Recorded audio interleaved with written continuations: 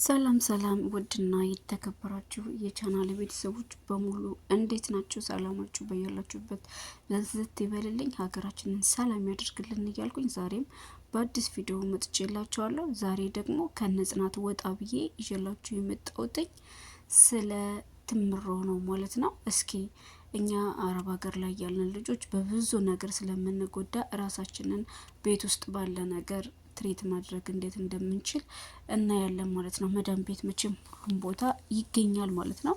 ዛሬ የቀረፋ ጥቅምን እናያለን።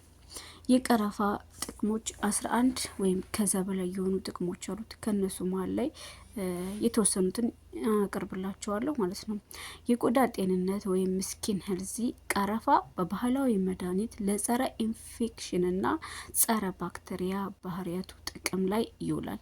ይህም የቆዳ ጤንነትን ለማንኛውም እና እንደ ብጉር እና ኤክማ ያሉ ችግሮችን ያስወግዳል።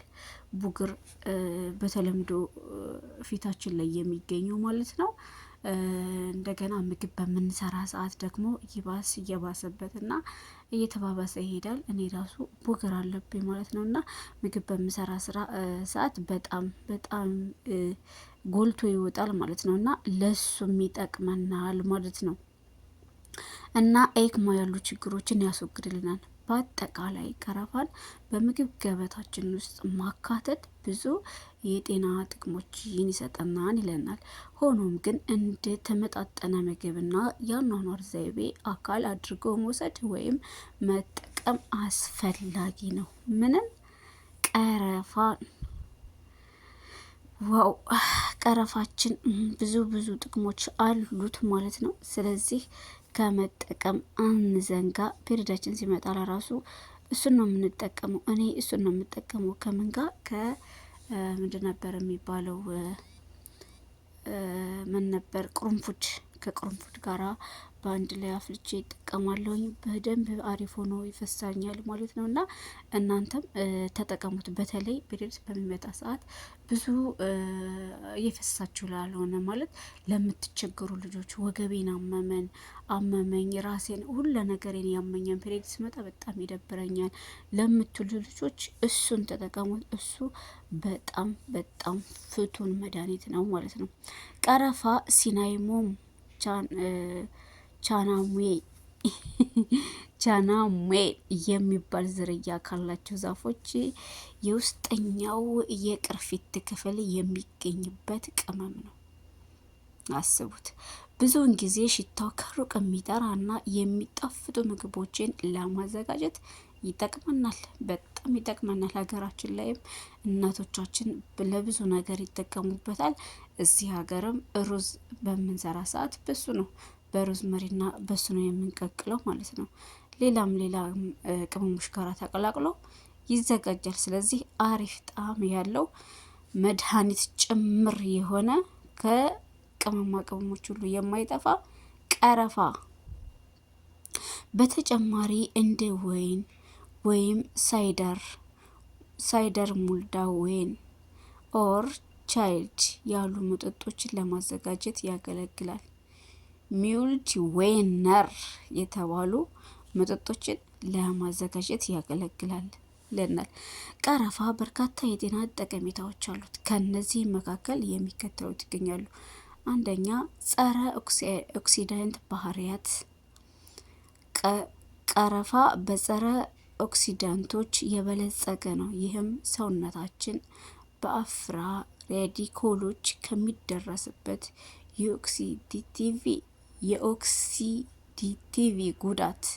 የኦክሲዲቲቪ ጉዳት ለመከላከል ይረዳናል። አንደኛው። ሁለተኛ፣ ጸረ ኢንፍላቶሪ ውጤቶች አንቲ ፍሎመንታሪ ኢፌክትስ።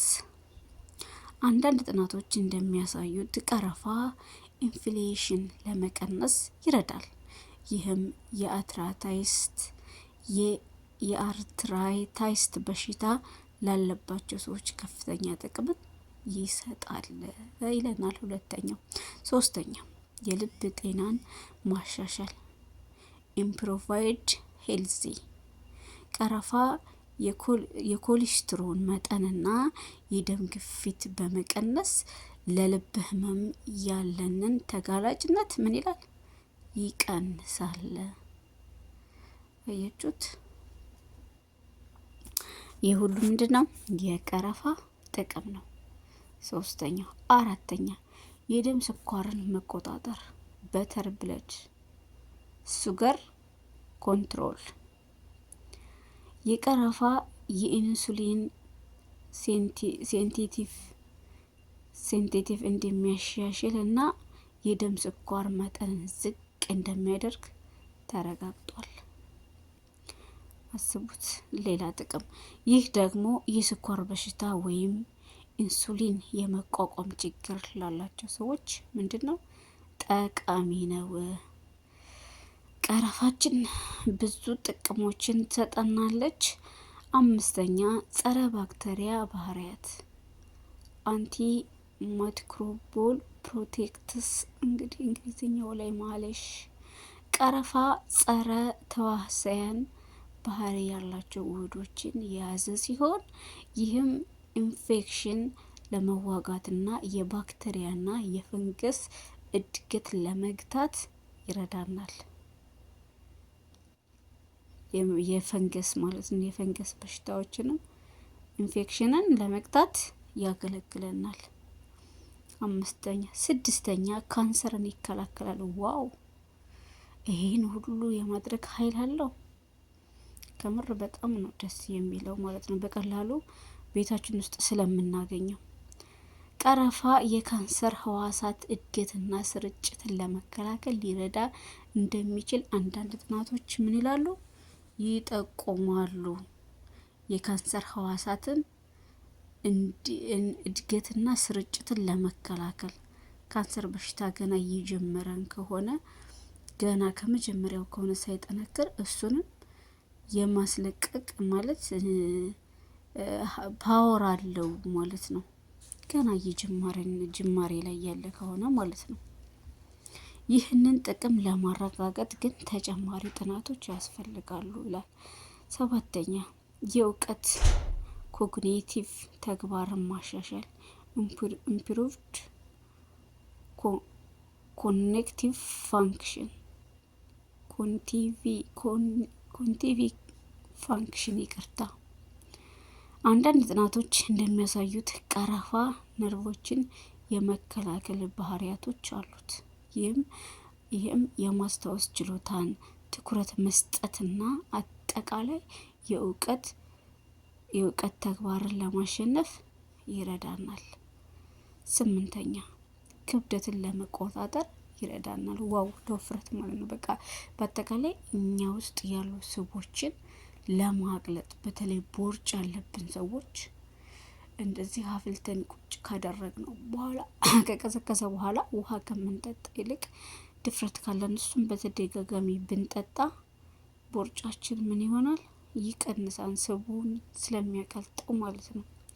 ቀረፋ በደም ውስጥ ያለው የስኳር መጠን እንዲስተካከልና የምግብ ፍላጎት እንዲቀንስ ይረዳል እኮ። ያ ማለት ምግብ ከቀነስን ሰውነታችን ይስተካከላል። ቦርጭ ያለብን ሰዎች አሁን ብዙ ጊዜ ምግብ ማንመገብ ከሆነ አሪፍና የተስተካከለ አቋም ይኖረናል ማለት ነው።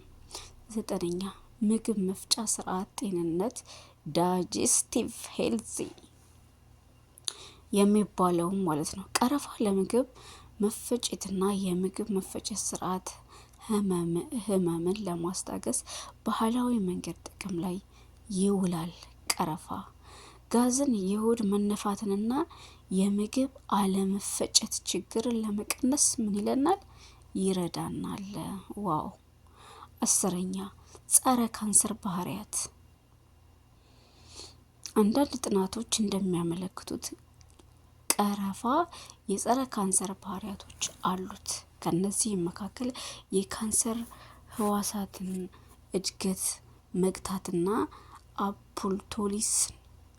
አፕቶሊስ የሴል ሞትን በካንሰር ህዋሳት ላይ ማንሳትን ማንሳትን ያካትታል ይላል። 11ኛ የቆዳ ጤንነት ወይም ስኪን ሄልዚ የቀረፋ ባህላዊ መድኃኒት ለጸረ ኢንፌክሽንና ጸረ ባክቴሪያ ባህሪያቶች ጥቅም ላይ ምን ይለናል? ይውልልናል።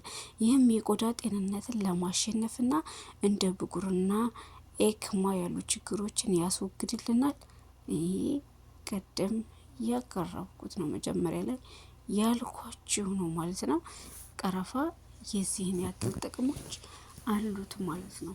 ታዲያ እኛ ምን እንጠብቃለን? የመዳም ቅመሞች በየሁሉም ቤት የሚገኝ የቀረፋ ወይም ደግሞ የቁርንፉድ ብቻ እንደዚህ አይነት ዘሮች አረብ ቤት በየጉዳንጉዱ ነፍ ነውና እሱን ብንጠቀም እንደ የዘረዘርናቸውን በርካታ የጤና ጥቅሞች ማግኘት እንችላለን ማለት ነው።